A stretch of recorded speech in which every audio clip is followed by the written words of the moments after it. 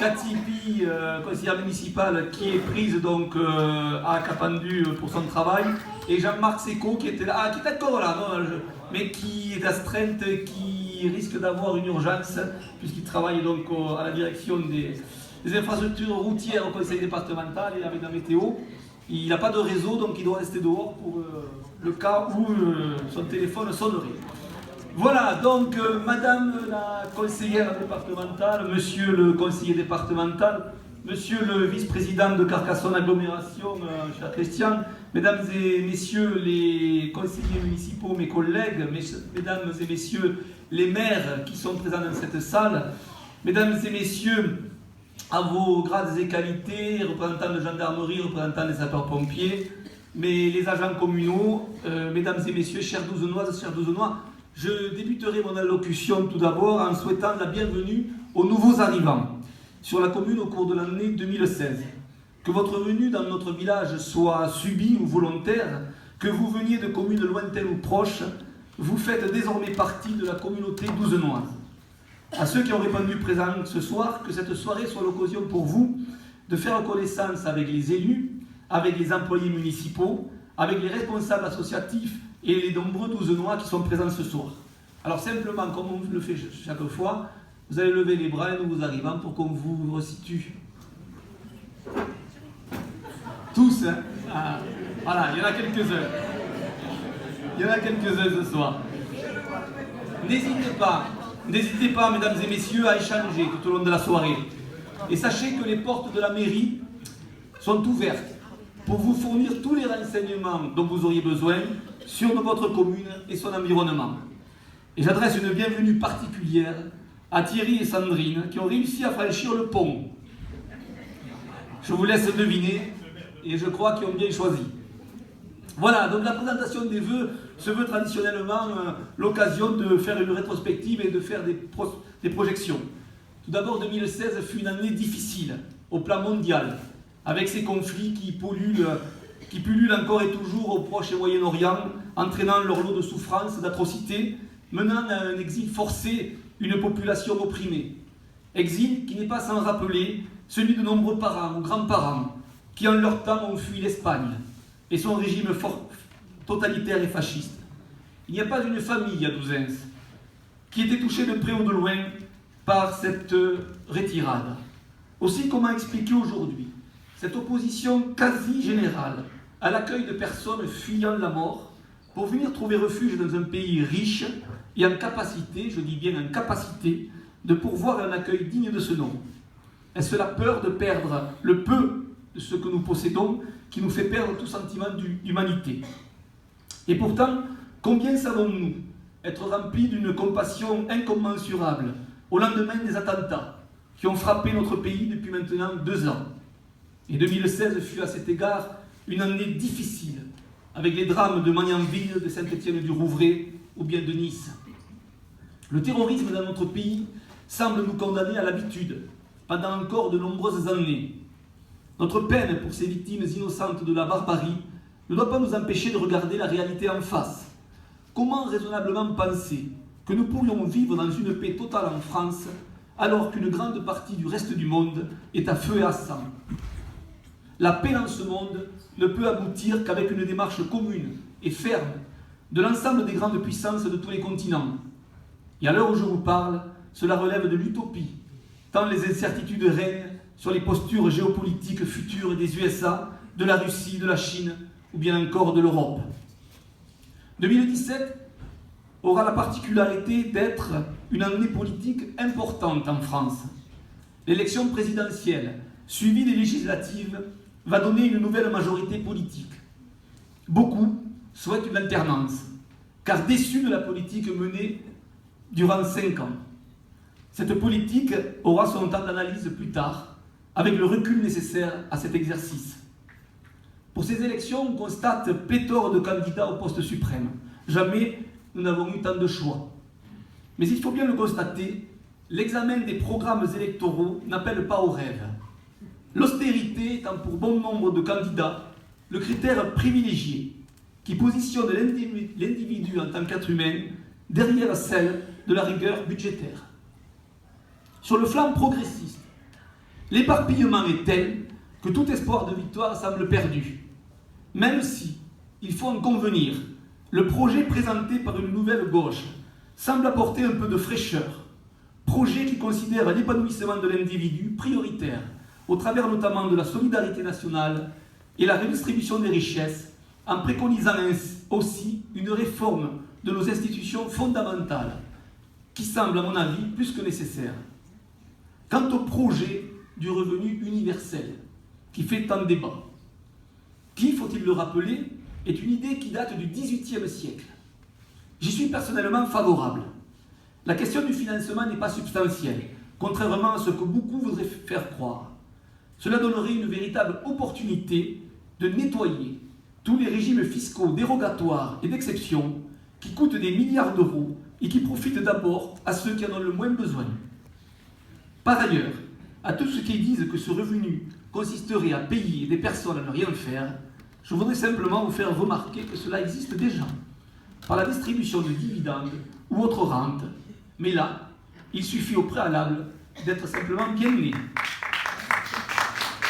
C'est pourquoi j'invite le plus grand nombre des personnes de progrès à venir ce dimanche, lors du deuxième tour du vote des primaires citoyennes, au bureau de vote de Douzains, place de l'Ormeau, vous trouverez facilement, qui est ouvert de 9h à 19h. Sur la rive libérale, on clame sans complexe à qui veut l'entendre qu'il est temps de remettre de l'ordre, comme avant, et faire un pas en arrière de plus de 50 ans. Bâtir ainsi un programme où l'affaiblissement de l'individu en tant que tel, par l'asservissement au système capitaliste, est la pierre angulaire. En gros, ceux qui auront les moyens pourront bénéficier de tous les services nécessaires pour vivre, la santé, l'éducation, le logement, et pour ceux qui ne les auront pas, il ne leur restera qu'à se débrouiller, comme ils pourront y être à la merci du plus fort. Quant au parti de la rive extrême, il reste le plus doué dans son rôle d'illusionniste. Il est en constance avec ce qu'il a toujours été. Mélange de démagogie et de populisme exacerbé. Cette potion magique qui permet de vendre l'espoir d'une vie meilleure à ceux qui ont la faiblesse d'y croire, souvent les plus fragiles, ceux qui souffrent et qui n'espèrent plus rien. Mais pas seulement, car une partie des classes moyennes et plus aisées adhèrent aussi, par désir de conserver leur confort matériel en ces périodes de difficultés économiques avérées. Cela permet ainsi à ces personnes de belle bourgeoisie de se donner une bonne conscience fasciste, et ainsi de renier tous les principes de dignité humaine, de charité chrétienne, en s'appuyant sur un bouc émissaire tout trouvé, l'étranger, celui qui vient de loin et qu'on ne connaît pas, qui ne s'habille pas comme nous, qui ne mange pas comme nous, et par conséquent, qui a le costume parfait pour faire peur. Ce leurre est dangereux pour notre démocratie. Aussi, si j'avais un service à vous demander, chers Douzenois, c'est de ne pas vous y laisser prendre. Certes, vous avez votre libre arbitre politique, mais de grâce, réfléchissez bien avant de commettre l'irréparable. Votez pour le parti de la haine, votez pour le parti de l'intolérance, pour le parti de la discorde nationale, serait une ineptie totale, tant cette fachosphère est l'une des plus grandes escroqueries de l'histoire politique. Mais l'occasion des vœux n'est-elle pas celle de prévoir des jours meilleurs que ceux écoulés? Quittons les contextes internationaux et nationaux et rapprochons-nous de Douzains. Sur le plan régional, 2016 a été marqué par la création de la grande région Occitanie, qui devrait insuffler dès 2017 une nouvelle vitalité économique sur nos territoires. La nôtre, nouvelle organisation territoriale de la République, ayant érigé le bloc région-intercommunalité comme pivot central de l'organisation territoriale décentralisée, le rôle de l'intercommunalité devient primordial pour nos territoires. Rôle renforcé aux compétences étendues. Notre territoire de Piémont-d'Alaric a subi cette nouvelle organisation territoriale. Douzains, comme 8 autres communes de Piémont-d'Alaric, ont adhéré, font partie de Carcassonne-Aglo, depuis le 1er janvier. Agglomération de taille XXL qui s'organise, se structure pour apporter le meilleur service aux habitants. Nul ne doute qu'elle y parviendra. Si la place à l'écoute, au dialogue, au débat est bien présente, et si le principe de solidarité territoriale est le fil rouge de l'action politique intercommunale. C'est à mon sens la condition sine qua non pour que ce projet territorial puisse réussir, et c'est avec cette conviction que je m'emploierai entièrement, sans compter en tant que conseiller communautaire, dans les tâches qui me seront confiées. Si la communauté de communes Piémont-Dallaric a disparu administrativement, je tiens à vous rappeler que l'ensemble des services qui existaient subsistent et que vous pouvez toujours venir vous renseigner soit en mairie, soit rue des Figuères à Capendu, à l'ancien siège de la communauté des communes, où un service d'accueil vous aiguillera. Un esprit d'union régnait sur le territoire de Piémont-Dallaric et il doit perdurer. Cet esprit, mes chers collègues, maires et conseillers communautaires de Piémont-Dallaric, vous avez su le construire parce que vous croyez fort à l'apport de l'intercommunalité au profit de la commune. Permettez-moi de vous en remercier encore et vous dire le grand honneur qu'a été pour moi de travailler à vos côtés. Croyez bien, chers Douzenoises et chers Douzenois, que la préoccupation des élus que vous avez devant vous, et en particulier les élus de votre conseil municipal, est d'agir dans votre intérêt et uniquement dans votre intérêt. C'est pourquoi, au niveau communal, nous faisons ce que nous pouvons avec les moyens qui sont les nôtres, pour que vous puissiez vous sentir bien dans votre commune. Alors le bilan des actions 2016, sans être exhaustif, ça pourrait être la rénovation en régie d'un appartement communal au-dessus des écoles. Cette opération, si elle a concouru à l'entretien du patrimoine communal, a servi également à la mise sur le marché locatif d'un bien de plus de 70 mètres carrés et il a trouvé preneur dès qu'il a été mis en location. Nous avons également, et nous allons installer très prochainement, une colonne de remplissage viticole à l'emplacement du puits Vigneault. Nous avons également acheté la gare, l'ancienne gare, pour travailler sur un projet de création d'un café et d'un restaurant de pays. Nous avons achevé la construction de la fourrière animale. Vous verrez les diapositives qui défileront pendant le vin d'honneur. Vous pourrez voir un peu l'état d'avancement et cette fourrière pourra, après avoir obtenu les autorisations, être en service, je pense, au printemps, voire avant le début de l'été. Et nous avons fait également un gros effort sur l'entretien des chemins communaux. Alors en 2017, eh bien, nous allons réaménager le secrétariat de mairie, le mettre aux normes. Au niveau de l'accessibilité, nous allons tout casser et tout refaire. Nous allons également rénover un appartement au-dessus de la poste qui vient de se libérer. Nous allons rafraîchir la salle de la place de l'Ormeau qui sera mise à disposition d'associations. Nous allons également monter un dossier en partenariat avec les viticulteurs vignerons de la commune pour la création d'une aire de lavage écologique des machines agricoles, donc respectueuse de l'environnement. Nous allons finaliser le site internet et nous avons aussi un projet de réfection par tranche du réseau d'eau potable avec Carcassonne Agglomération. Tous ces projets ne seraient pas possibles sans l'aide des cofinanceurs habituels, l'État, la région et le département. Et je voudrais plus particulièrement remercier pour l'aide apportée à la rénovation du secrétariat de mairie, le conseil départemental, l'État et Madame Jourdan, notre sénatrice, qui au travers de sa réserve parlementaire nous a accordé une aide.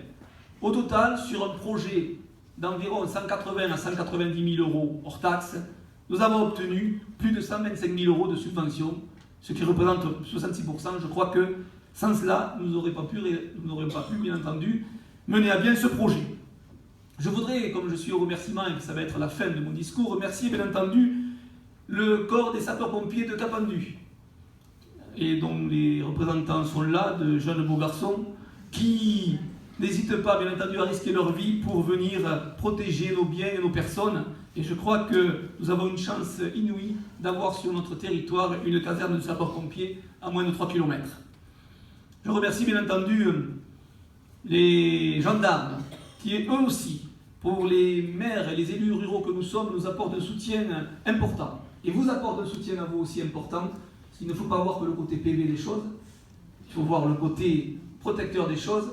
Et c'est vrai que lorsqu'on appelle le service de gendarmerie de la brigade de Trèbes-Capendu, ils répondent toujours présents et dans les meilleurs délais. Merci à toutes les forces vives, les forces économiques de la commune, les artisans, les commerçants, les viticulteurs, les vignerons, qui pour certains font rayonner le nom de Douzins au-delà de ses frontières. Et je veux avoir une pensée aujourd'hui pour François Esquine, qui nous a quittés dernièrement et dont le nom, bien entendu, résonne souvent au-delà des frontières de Douzins et même des frontières de l'Hexagone. Je remercie aussi les associations du village et leurs membres bénévoles. Sans vous, la commune serait une coquille vide. Avec vous et vos actions, elle est un être vivant. mes collègues du RPI, du CIVU, de Blomac, Comines et Douzins. Les effectifs de notre école croissent sans cesse. Et peut-être pourrons-nous envisager dans un futur proche la création d'une classe complémentaire. Merci enfin à mes collègues du conseil municipal pour leur engagement, leur dévouement au service de l'intérêt général de la commune. Nous avons encore de beaux projets à réaliser. Et pour terminer, un grand merci aux agents communaux. Et à ce titre, j'ouvre une petite parenthèse en vous rappelant l'arrivée de Madame Karine Molina, donc qui se cache, mais qui est quand même là, à mi-temps au secrétariat de mairie, en appui à notre secrétaire, Monsieur Oulès. Oui, je voulais remercier vivement les agents communaux, vous qui êtes les fondations du service public territorial et qui travaillez ardemment à l'entretien, l'amélioration et le développement constant de notre commune. Sur le pied de guerre, la semaine et même le week-end, il faut le dire, car on ne vous voit pas forcément le week-end. Mais vous y êtes. Vous assurez vos missions sur le scolaire, le périscolaire, l'administratif, ou bien encore au service technique, avec rigueur et probité. Certains pourtant trouvent que vous êtes trop nombreux, inutiles, et que vous coûtez trop cher. Peut-être aux environs de 500 000 €.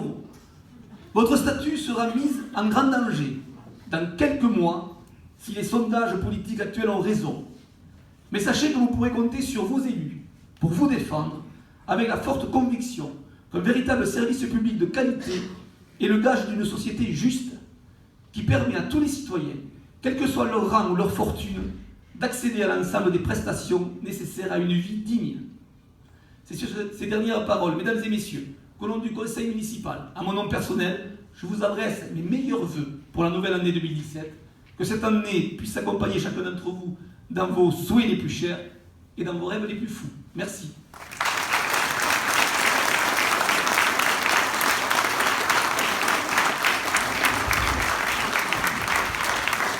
Donc maintenant, je vais passer la parole à un petit nouveau sur Douzins, puisque certains le connaissent, mais donc vice-président de Carcassonne-Aglo, M. Christian Reynaud, également maire de Villemoune-Soussou.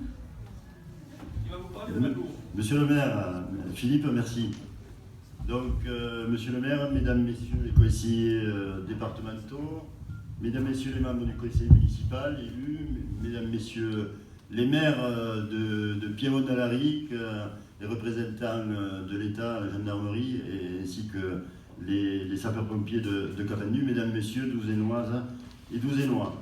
Donc moi je tiens à te remercier, Philippe, de ton invitation ici à Douzès. J'ai eu du mal à trouver le théâtre, mais bon, j'y suis arrivé quand même. Et je suis très heureux de représenter ici le président de Carcassonne Agglomération, Régis Banquet, lors de cette cérémonie des vœux. Notre présence ici nous semblait très importante et Carcassonne Agglo a la volonté d'être au quotidien auprès des communes et de ses habitants. Alors l'année 2016 a été un tournant pour l'agglomération carcassonnaise.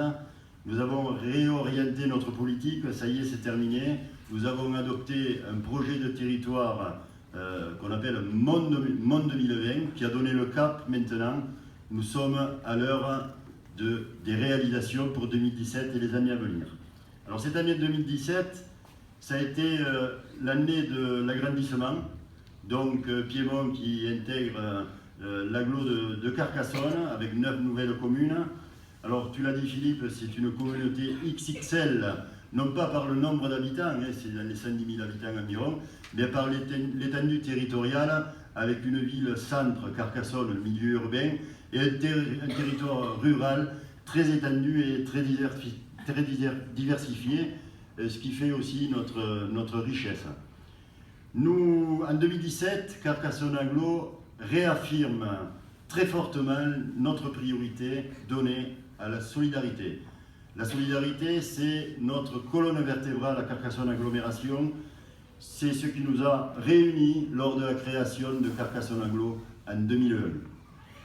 Cette solidarité est incarnée dans les territoires et dans tous les territoires, je tiens à le préciser, par les actions au quotidien du Centre intercommunal d'action sociale, donc, qui s'adresse depuis la naissance jusqu'au plus grand âge, donc par les crèches, les garderies périscolaires, mais aussi le portage des repas à domicile, les aides à la personne que peuvent bénéficier les personnes qui sont